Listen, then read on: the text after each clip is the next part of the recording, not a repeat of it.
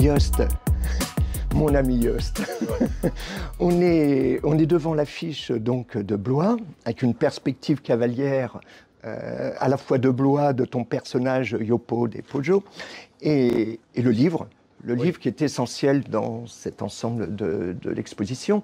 On en a parlé ensemble, mais pourquoi ce livre? Pourquoi le thème du livre?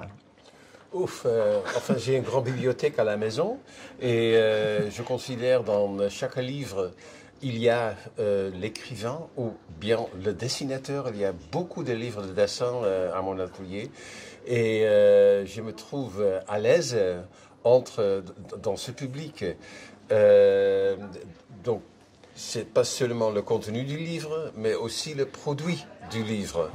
Et je croyais, j'ai juste fait un recueil avec beaucoup de dessins dans lequel le livre est le personnage principal.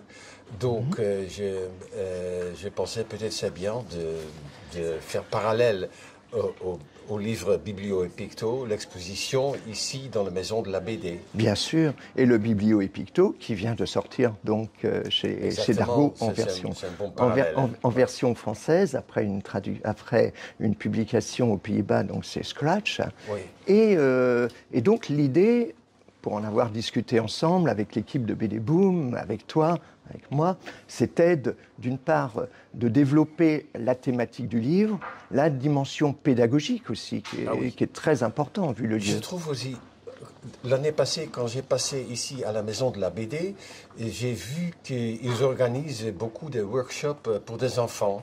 Et j'ai pensé, il ne faut pas manquer dans l'exposition la méthode de travail. Donc du premier croquis, premières idées, le développement, les autres croquis, etc., le dessin final et le dessin imprimé sur une couverture ou bien comme illustration dans un livre. Voilà, ce qu'on verra tout à l'heure à travers ce que tu as appelé le processus. Quoi, tout à fait. Voilà. Et entre-temps, ce qui était quand même très très important, c'était bien sûr de retravailler, de travailler un petit peu sur ta carrière, en tout cas présenter ta carrière, oui. Parce qu'hélas, il y a beaucoup de lecteurs français qui ne te connaissent pas encore. Ouais. Et donc l'idée, c'était justement de présenter, de voir que tu étais... ton travail s'inscrit dans à la fois la rigueur hergéenne, la rigueur du dessin d'Hergé. On reviendra tout à l'heure avec le dessin Linkler, des Claire-Holland, dont tu as effectivement... poser les jalons, en tout cas tu as été quasiment un théoricien de cette fameuse Linkler, et de présenter donc sous forme de livre dans lequel on parle bien sûr de la rigueur hergéenne, mais également de toute ta formation au niveau esthétique industrielle, oui. avec des mouvements comme Destel, Bauhaus, etc. Donc de manière beaucoup plus large, avec quelques extraits voilà, de Tante Lénie présente et moderne papier, qu'on va voir d'ailleurs plus loin dans la partie bande dessinée. Je te propose, voilà, on va poursuivre. Très bien. C'est toi, Jost, qui, quand on a commencé à effectivement sélectionner les originaux, tu m'as dit, mais il y a un dessin qui doit servir un petit peu d'ouverture, d'accroche. Tout à fait, oui. C'est ce dessin qui... Est-ce que tu peux m'en dire un petit peu plus? Oui, quand j'avais commencé une autre fois une revue bande dessinée, un journal national m'a demandé de faire une page de titre pour leur supplément. Et dans le supplément, ils ont publié autour cette revue Scratches que j'ai commencé. Et j'ai pensé peut-être c'est bien comme introduction de dire on parle maintenant pas seulement de strips, on parle de graphic novel, on parle de comics, on parle de graphic art. Et enfin, c'est une sorte d'introduction. Donc, ça semble...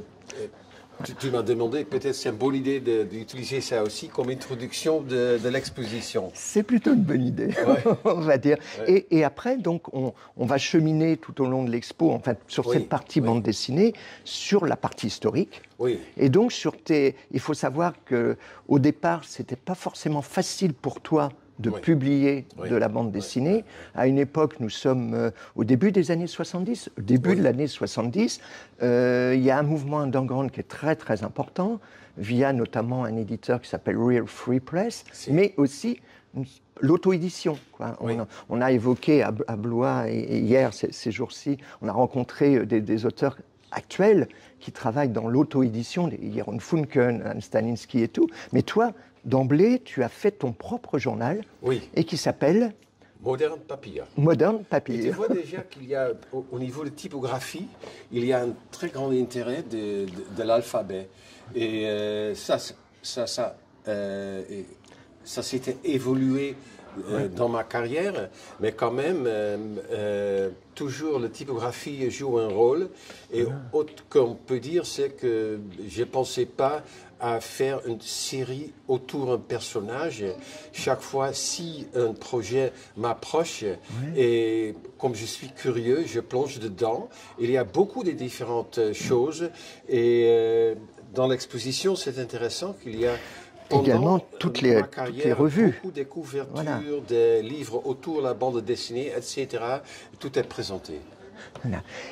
Avec l'utilisation, c'est pas du double tome, c'est une trame, là, celle-ci. Oui. Voilà. Et également les premières histoires. Alors là, c'est une histoire qui est sortie à l'époque dans Modern Papier, qui a été publiée en France, notamment dans Tante Lénie présente, et dans lequel on retrouve plus une influence, je dirais presque Crumb, Shelton, plus que Linkler elle-même. Oui, il était deux dessinateurs importants qui me donnent l'idée que la liberté pour un auteur est importante. Ça, c'était Willem et Robert Crumb. Donc, et à l'époque, je n'avais pas encore précisé mon style, et je suis très content que j'ai pris le temps d'étudier les œuvres d'Hergé, donc il y a un grand professionnalisme dedans, et ce style, c'est comme un manteau. Et je ne laisse pas le manteau quelque part, il reste toujours autour de moi. Là, exactement. Même là, je m'en aperçois à l'instant, quand je vois cette case, il y a un côté presque pop art, on dirait presque du pell art, quoi. Oui. Voilà. Et rapidement, tu vas évoluer grâce, on va dire, il y a une sorte d'émulation à l'époque de Tante Lénie présente entre des auteurs, il y a Ever Gerhardt, Harry Buckinck et d'autres. Et en fait, l'évolution vers ce qu'on appelle, ce que tu appelleras plus tard la ligne claire, mais un dessin beaucoup plus, je dirais, influence Hergé, McManus aussi. Là, alors cette histoire, Une chance sur 100 000, le titre est en français d'ailleurs, c'est assez... Oui. Parce qu'à l'époque, j'ai commencé à publier d'abord dans Charlie Mensuel, sous la direction de Georges Wolinski. Et après, j'ai publié mes bandes dessinées dans Métal Hurlant. Et c'était très bien de trouver les moyens de publier des choses en France. Et le public le trouvait intéressant. À un côté, ça semble à une bande dessinée d'enfants, mais si on le lit, on voit qu'il y a tous les sujets adultes. Il y a un côté un peu décalé. Tout à fait, décalé. Voilà. Oui, et donc là, on va continuer justement, tu vas évoluer donc, vers ceci-là, tu vas utiliser à un moment, il y a cette case notamment qu'on retrouve dans l'album Modern Art. Bon, il se trouve que ce récit est paru à l'origine dans Cocktail Comics, qui est ton premier titre publié. Oui. On passe là à un récit en couleur, cette fois. Tu peux me dire dans quel contexte il a pu être Oui, enfin, j'avais contact avec Art Spiegelman et Françoise Mouly, qui étaient les directeurs, les fondateurs, etc., les rédacteurs de Raw Magazine à New York.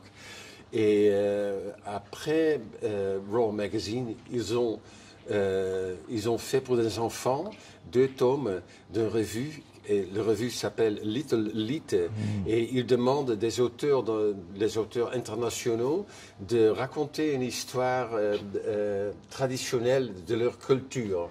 Donc j'ai trouvé une ancienne conte pour des enfants.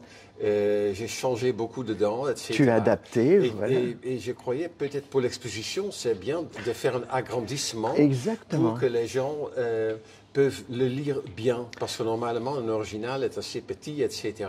On voit le travail, mais ici, c'est une sorte intermission pour vraiment lire une petite respiration. Oui, tout à fait. On va passer assez rapidement. Ouais. Quand même, un petit mot sur cette histoire et surtout sur cette présentation de la ligne claire, la fameuse ligne claire. Oui, quoi, hein. Oui, ça je faisais partie d'une équipe en 1977 pour organiser une exposition autour de Tintin. Et moi, j'ai proposé de faire pas un seul catalogue, mais chaque chapitre donnait un petit cahier. Donc, on fait une série, comme Hergé a fait beaucoup de séries de livres dans sa vie, donc un peu dans le style d'Hergé. Et je pensais, le titre des cahiers, un cahier, c'était avec les ancêtres et les héritiers d'Hergé. Et je cherchais un titre qui avait la même force que le lotus bleu, l'étoile mystérieuse et je pense peut-être la ligne claire. C'est devenu comme ça. Et qui est devenu maintenant, je dirais, est rentré dans le langage de la bande dessinée. Avec également, bon, on va passer juste un petit mot, c'est une histoire qui est parue dans Scratches, qui est donc dans le numéro 1 de Scratches, qui est ta revue que tu as dirigée notamment avec Anche Yostra. Oui.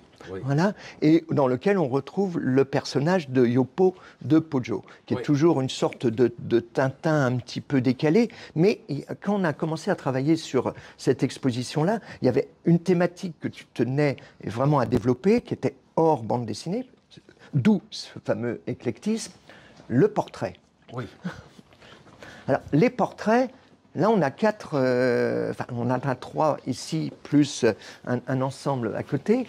On a parlé tout à l'heure du mouvement d'Estelle, hein, voilà, donc, et qui est un mouvement qui a marqué, je dirais, les années 1900. Oui, c'est commencé en 1917. Et ça s'est terminé en 1934. C'est intéressant parce que les artistes qui font partie du groupe préféraient d'épurer leur travail. Et comme Mondrian, on le voit ici, il fait des lignes assez strictes, etc. Voilà. Et même pour les couleurs, ils ont choisi d'utiliser que les 3 couleurs de base, le rouge, le bleu et le jaune.